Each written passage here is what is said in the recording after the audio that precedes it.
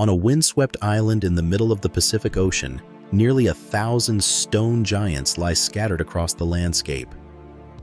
The most famous of them stand with their backs to the sea, staring inland. Some weigh as much as a loaded truck. The quarry where most of them were carved lies miles away, across broken volcanic ground. There are no wheels here, no horses, no oxen, no metal tools of any kind. And yet somehow these multi-ton figures crossed the island and rose up on stone platforms. For more than 300 years, visitors have asked the same question. How did a small group of people move statues the size of houses without a single machine? The answer we were handed in school is simple, and it is grim. And in just the last 2 years, science has quietly shown that almost all of it was wrong. This is Rapa Nui, Easter Island, and the real story is far stranger than the myth. The island is one of the loneliest places human beings have ever chosen to live. It sits more than 2,000 miles off the coast of Chile, a speck of volcanic rock in an endless ocean. Polynesian voyagers reached it around the year 1200 after crossing open water in wooden canoes with nothing but the stars to guide them. And once they arrived, they began to carve. They carved nearly 1,000 statues they called Moai. Enormous human figures, most of them cut from soft volcanic tuff at a quarry called Rano Raraku. The largest one ever raised stood as tall as a 3-story building. And then they did the impossible part. They moved them.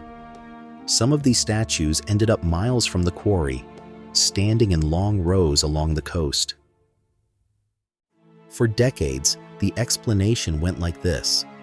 To move something that heavy, the islanders must have laid each statue down on its back, built giant wooden sleds, and dragged them across the island on rollers cut from trees.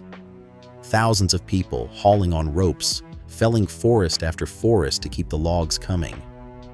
And that idea led somewhere darker. It became one of the most famous cautionary tales in the world. The story said the people of Easter Island cut down every last tree to move their statues.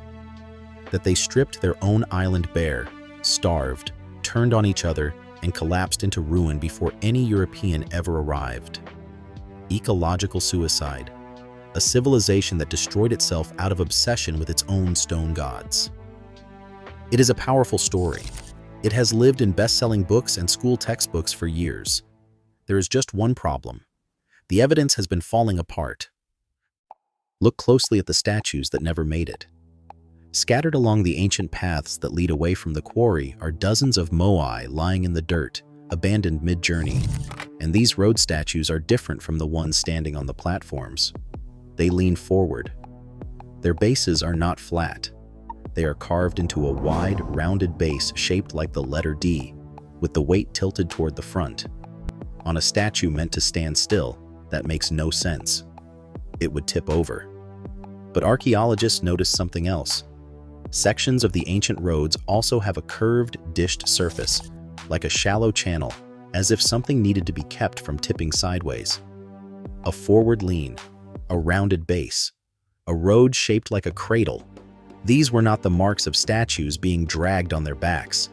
They were clues that the Moai were moving upright, on their feet.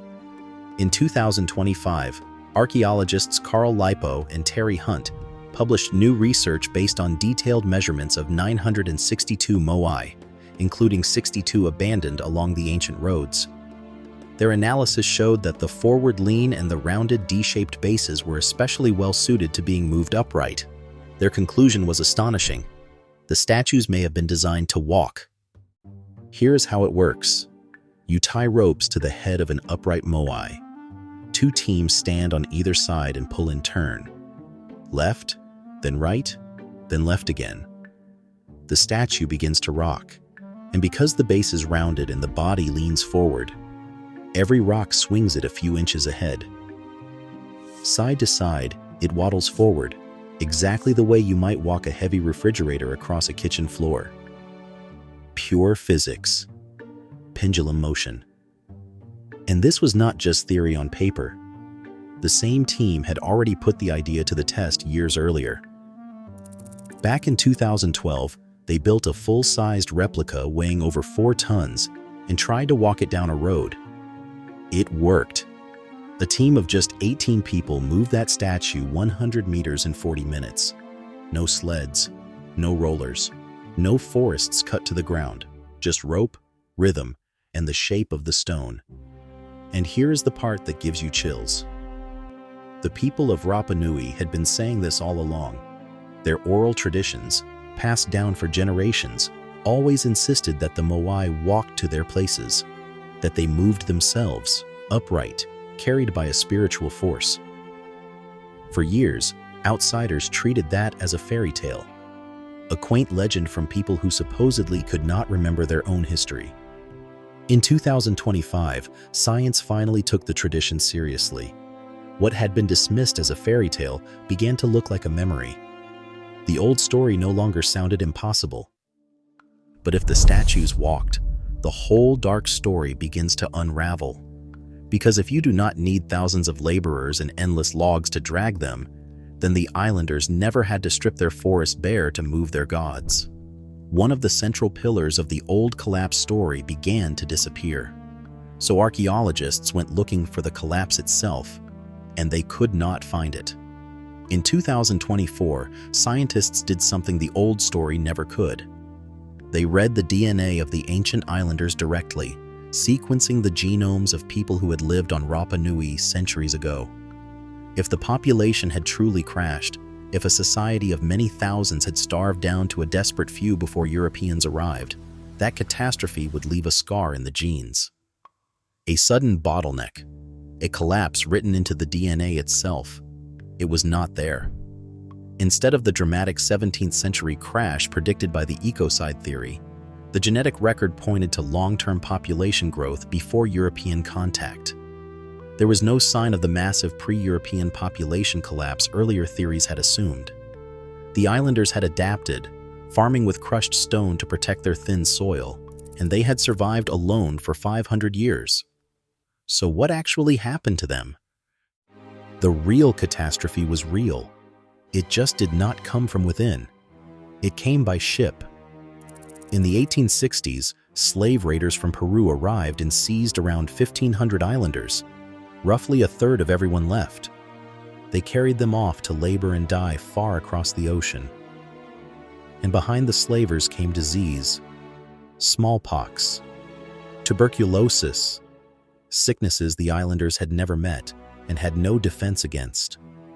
The people who had crossed the widest ocean on Earth, who had raised nearly 1,000 giants and taught them to walk, were not brought down by their own greed.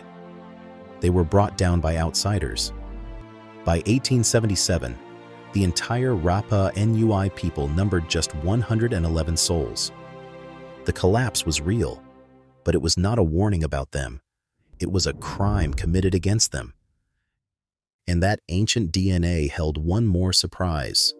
Hidden in the genes of those early islanders was a signature no one expected, a trace of Native American ancestry mixed in centuries before any European set foot in the Pacific, somewhere between the years 1250 and 1430. Think about what that means. One possible explanation is that these voyagers sailed thousands of miles east to the coast of South America, made contact with the people there, and sailed all the way back to their tiny island in the middle of nowhere, long before Columbus was ever born. For 3 centuries, we looked at Easter Island and told ourselves a story about human foolishness. A people so obsessed with stone idols that they devoured their own world and paid the price. It was a comfortable myth. It let us feel wise, and it let us look away. The truth is harder and far more human. The people of Rapa Nui were not fools. They were master engineers who moved mountains of stone with nothing but rope and rhythm. They were survivors who lived sustainably on the loneliest island on Earth for 500,000 years. And when their world finally broke, it broke because someone else came and broke it. The statues are still standing there tonight, backs to the sea, faces to the land, keeping watch over the people who carved them. They were never a monument to how a civilization dies. They are a monument to how far human beings will go and how much they can endure. So, what do you think? Do the walking statues finally put this mystery to rest? Or is there still something we are missing? Tell me in the comments. And if you want more true stories from the far edges of history, subscribe, and I will see you in the next one. Thanks for watching.